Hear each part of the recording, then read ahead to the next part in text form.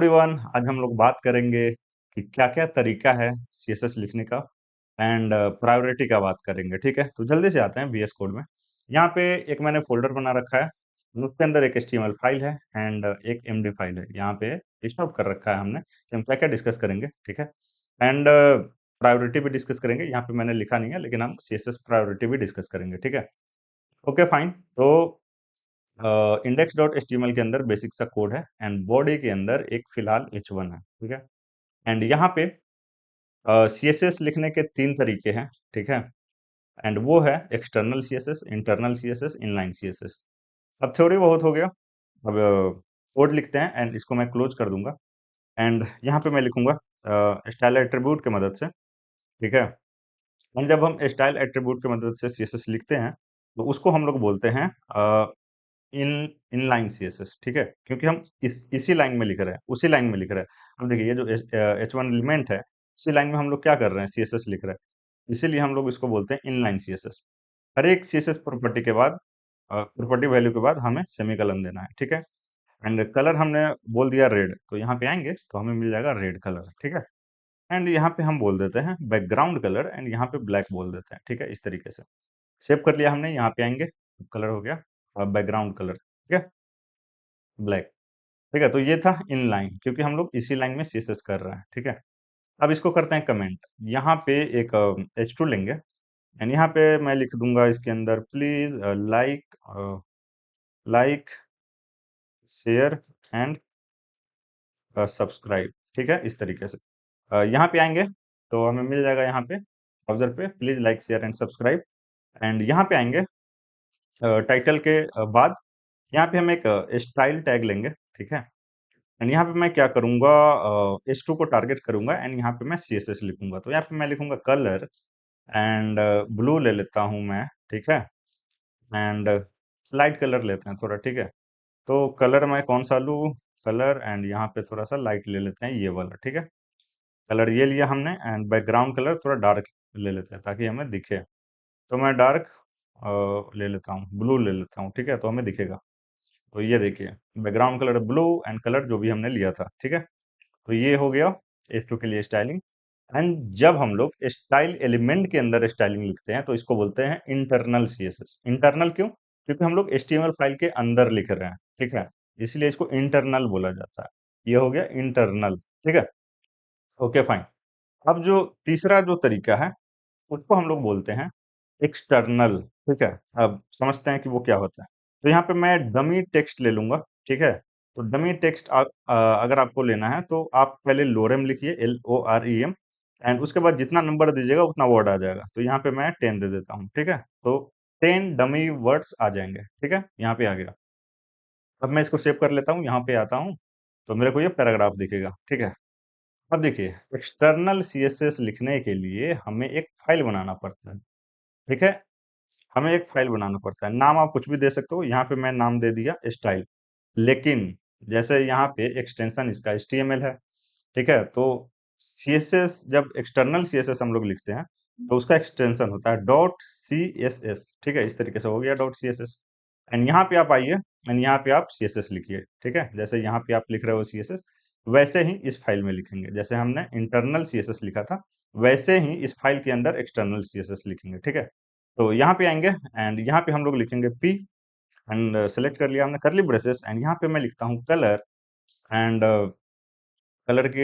Colour मैं brown ले लेता हूँ एंड बैकग्राउंड कलर मैं ले लेता हूँ यहाँ पे कौन सा ले लूँ बैकग्राउंड कलर अब हमें थोड़ा लाइट लेना पड़ेगा, ठीक है? तो ये लाइट ले लिया, ठीक है? यहाँ पे आके। तो क्या ये अप्लाई होगा? नहीं, अप्लाई नहीं होगा, ठीक है? क्योंकि ये कोई जादू नहीं है। हमने एक अलग फाइल बना दिया एंड उसमें सीएसएस लिख दिया। ठीक है? तो ये ऐसे अप्लाई नहीं होगा, हमें एचटीएमएल को बताना पड़ता है कि हम यहाँ सीएसएस लिख रहे हैं, ठीक है? तो बताने के लिए एचटीएमएल को कैसे पता चलेगा? तो फाइल लिंक करना पड़ेगा हमें, ठीक है? इंटीग्रेट करना पड़ेगा फाइल एचटीएमएल में। तो यहाँ पे लिंक लिखिए एंड देखिए, ये जो दिख रहा है आपको लिंक सीएसएस, इस पे क्लिक कर दीजिए, ठीक है? ये देखिए आपका ये स्टाइल शीट हो गया एंड ये जो होता है, ये पाथ होता है, ठीक है? एचआरईएफ के अंदर जो हम लोग डालते हैं, पाथ डालते हैं। तो ये सेम फ़ोल्डर के अंदर है, ठीक है? तो ये आपका काम कर जाएगा style.css एंड ये क्या है? ये फाइल का नाम है बेसिकली। यहाँ पे जो हमने फाइल बनाया, ये वही है, ठीक है? तो यहाँ पे हमने इस तरीके से लिखा एंड इसको अब कर देते हैं बंद एंड यहाँ पे आएंगे तो पैराग्राफ में कलर एंड बैकग्राउंड कलर आपको यहाँ पे दिख जाएगा। ठीक है, तो होप आपको ये चीज समझ में आया होगा। अब देखिए, अब हमने क्या क्या देख लिया, इनलाइन सीएसएस देख लिया, इंटरनल देख लिया, एक्सटर्नल एक्सटर्नल देख लिया। अब हम लोग देखते हैं प्रायोरिटी। ठीक है, लेकिन उससे पहले देखिए एक चीज आपको समझाते हैं हम।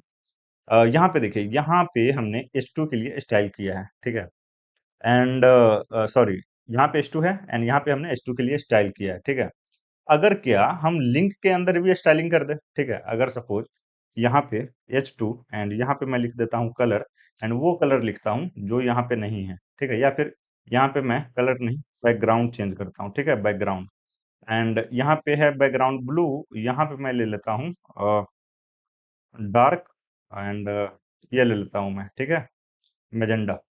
ठीक है, अब देखिए कौन सा अप्लाई होगा। हमने H2 के लिए यहाँ भी स्टाइल लिखा है। ठीक है, यहाँ भी स्टाइलिंग किया है एंड यहाँ भी स्टाइलिंग किया है। ठीक है, तो कौन सा अप्लाई होगा, तो इसमें समझने वाली बात ये है। देखिए ये भी क्या है, स्टाइल सीट है। मैंने बताया था इंट्रोडक्शन, अगर आपने पढ़ा होगा और पढ़ना पड़ेगा क्योंकि आपको अगर अच्छा से समझना है तो ये भी स्टाइल सीट है एंड ये भी स्टाइल सीट है। अब सीएसएस में क्या होता है कि जो बाद में लिखा जाता है वो अप्लाई हो जाता है। ठीक है, तो यहाँ पहले H2 के लिए लिखा गया। ठीक है, and बाद में ये लिखा गया H2 के लिए बैकग्राउंड कलर, तो ये वाला अप्लाई होगा। ठीक है, तो यहाँ हमने जो लिखा ये अप्लाई होगा। तो यहाँ पे बैकग्राउंड कलर क्या है, ब्लू। एक सेकेंड रिफ्रेश करना पड़ेगा हमें। देखिए बैकग्राउंड कलर क्या है, ब्लू। ठीक है, क्यों, क्योंकि ये बाद में लिखा गया है। ठीक है, अब देखिए इसको अगर हम बाद में रख देते हैं, ठीक है, क्योंकि दोनों क्या स्टाइल सीट है, ये भी स्टाइल सीट है, ये भी स्टाइल सीट है। ठीक है, सेव कर लिया हमने, फॉर्मेट डॉक्यूमेंट कर लेते हैं ताकि हमारा कोड अच्छा दिखे। अब देखिए ये जो है ये बाद में है, इंटरनल से बाद में है, एक्सटर्नल जो है वो इंटरनल के बाद है। तो इसके अंदर जो सीएसएस लिखा गया है यहाँ पे अब ये अप्लाई होगा। तो बैकग्राउंड कलर हमारा हो जाएगा डार्क मेजेंडा। तो यहाँ पे अगर हम आए तो हमें दिखेगा डार्क मेजेंडा। ठीक है, लेकिन अगर हम कंट्रोल जेड कर देते हैं, ठीक है, अगर हम लिंक वाला जो टैग है उसको ऊपर रखें हम, तो बाद में ये लिखा गया है। ठीक है, तो ये वाला कलर अप्लाई होगा ब्लू। ठीक है, बाद में इंटरनल लिखा गया है तो ब्लू अप्लाई होगा, बैकग्राउंड यहाँ पे देखिए ब्लू। तो होप आपको ये चीजें समझ में आई होंगी। ठीक है, तो मैंने देखा है कई लोग यूट्यूब पे ये चीज नहीं बताते हैं। ठीक है, एंड ये मिस हो जाता है। ठीक है, तो ये हो गया। अब प्रायोरिटी के बारे में जान लेते हैं। ठीक है, तो सबसे ज्यादा जो प्रायोरिटी होता है वो होता है इनलाइन सीएसएस का। ठीक है, अब देखिए हमने यहाँ भी लिखा, यहाँ भी लिखा। ठीक है, अब देखिए अब सपोज मैं यहाँ पे लिख देता हूँ, स्टाइलिंग कर देता हूँ, ये H2 है। ठीक है, तो यहाँ पे मैं लिख देता हूँ बैकग्राउंड का कलर एंड यहाँ पे मैं रेड लिख देता हूँ, रेड। ठीक है, तो अब देखिए हमने तीन जगह लिखा है सीएसएस, यहाँ एंड यहाँ सेम एलिमेंट के लिए। ठीक है, H2 के लिए इनलाइन लिखा है, इंटरनल एंड एक्सटर्नल, लेकिन अप्लाई कहाँ होगा, कौन सा वाला अप्लाई होगा, इनलाइन वाला, क्योंकि इनलाइन का जो प्रायोरिटी है वो ज्यादा होता है। ठीक है, तो देखिए बैकग्राउंड हो गया रेड। ठीक है, ये देखिए अगर हम चाहते हैं कि इंटरनल जो सीएसएस है वो वाला अप्लाई हो, ठीक है, उसका सीएसएस अप्लाई हो, उसका बैकग्राउंड अप्लाई हो, तो हमें कुछ नहीं करना है, हमें यहाँ पे इस तरीके से इंपॉर्टेंट लिख देना है। ठीक है, तो अब इसका सीएसएस अप्लाई होगा। ठीक है, यहाँ पे देखिए, तो अब अप्लाई हो गया ब्लू। ठीक है, तो अगर हम चाहते हैं, प्रायोरिटी सबसे ज्यादा इसका होता है। ठीक है, इनलाइन का, लेकिन अगर हम चाहते हैं कि इंटरनल या फिर एक्सटर्नल का प्रायोरिटी ज्यादा हो, तो वहां पे आप क्या कीजिए, इंपॉर्टेंट लगा दीजिए। ठीक है, तो देखिए आप यहाँ से हम इंपॉर्टेंट हटा दिए। ठीक है, तो देखिए पहले एंड यहाँ से मैं क्या करता हूँ, इसको रहने देता हूँ। ठीक है, अब देखिए मैं क्या करता हूँ, ये जो एक्सटर्नल सीट है स्टाइल डॉट सीएसएस, यहाँ पे मैं इंपॉर्टेंट लगा देता हूँ। ठीक है, यहाँ पे। ठीक है, तो अब इसका सीएसएस अप्लाई होगा। ठीक है, तो यहाँ पे आपको मिलेगा डार्क मैजेंडा। ठीक है, तो होप आपको समझ में आ रहा होगा। तो अगर हम प्रायोरिटी का बात करें यहाँ पे, ठीक है, प्रायोरिटी का अगर हम बात करें, कहाँ पे आ जाए हम, यहाँ पे आ जाते हैं। ठीक है, यहाँ पे मैं लिख देता हूँ, अगर यहाँ पे प्रायोरिटी का बात करें, ठीक है, तो सबसे ज्यादा जो प्रायोरिटी होता है, सबसे नंबर वन पे होता है इनलाइन। ठीक है, दूसरा इंटरनल, इंटरनल या फिर एक्सटर्नल, एक्सटर्नल। ठीक है, कौन से बेसिस पे कि वो पहले कौन बाद में कौन अप्लाई हो रहा है, ठीक है? यहाँ पे हमने देखा कि बाद में कौन अप्लाई हो रहा है, ठीक है? एंड अगर आप चाहते हैं कि पहला वाले का सीएसएस अप्लाई हो तो उसमें जाके इम्पोर्टेंट लगा दीजिए, ठीक है? जैसे हमने लगाया था, ठीक है? तो सबसे पहले इनलाइन एंड इंटरनल और एक्सटर्नल बेस्ड ऑन कि कौन बाद में यूज हो रहा है, ठीक है? एंड तीसरा ब्राउज़र डिफ़ॉल्ट, ठीक है? जो ब्राउज़र का जो डिफ़ॉल्ट होता है, ठीक है? तो ये सबसे लास्ट प्रायोरिटी होता है, ठीक है? ब्राउज़र डिफ़ॉल्ट, ठीक है? तो होप आज का ट्यूटोरियल आपको समझ में आया होगा। अगर कहीं पे कोई डाउट है तो कमेंट कीजिए। अगर आप पहली बार देख रहे हैं तो सब्सक्राइब कर लीजिए, अपने दोस्तों के साथ शेयर कीजिए। मिलते हैं नेक्स्ट वीडियो में। Thank you, bye, take care.